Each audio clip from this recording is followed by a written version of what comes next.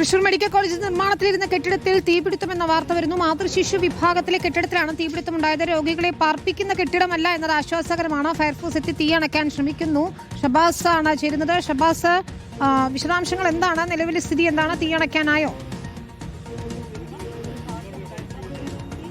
വിനീത, Thrissur medical college കോമ്പൗണ്ടിലുള്ള പുതിയൊരു കെട്ടിടത്തിലാണ് ഇത്തരത്തിലൊരു തീ പടർന്നിരിക്കുന്നത്. അല്പനേരം മുമ്പ് ഏകദേശം അരമണിക്കൂറോളമായി വലിയ പുകയും തീയുമായിരുന്നു ഇവിടെ ഉണ്ടായിരുന്നത്. രോഗികളെ പാർപ്പിക്കുന്ന കെട്ടിടമല്ല, ഇത് പുതിയ കെട്ടിടമാണ്. അതായത് ഈ അമ്മയും കുഞ്ഞും വിഭാഗത്തിനായി പുതിയ കെട്ടിടമാണ്. അതിന്റെ പണികൾ പൂർത്തിയാകുന്നതേ ഉള്ളൂ. അതിനാൽ തന്നെ വൈദ്യുതി കണക്ഷനും മറ്റൊന്നും ഉണ്ടായിരുന്നില്ല. താൽക്കാലിക വൈദ്യുതി കണക്ഷനും മറ്റുമായിരുന്നു ഉണ്ടായിരുന്നത്. കഴിഞ്ഞ ദിവസമാണ് ഇവിടെ AC-യുടെ പണികളടക്കം പൂർത്തിയായത്. അതിനിടയിൽ ഈ AC-യുടെ ഡക്റ്റിൽ നിന്നാണ് പുകയുരുന്നത് എന്നൊരു വിവരം ആദ്യഘട്ടത്തിൽ ലഭിക്കുന്നു. ഇപ്പോൾ എന്തായാലും തീ നിയന്ത്രണ വിധേയമായിട്ടുണ്ട്. വലിയ രീതിയിലുള്ള ഈ തീ 3-ാം നിലയിൽ നിന്നായിരുന്നു ഉയർന്നിരുന്നത്.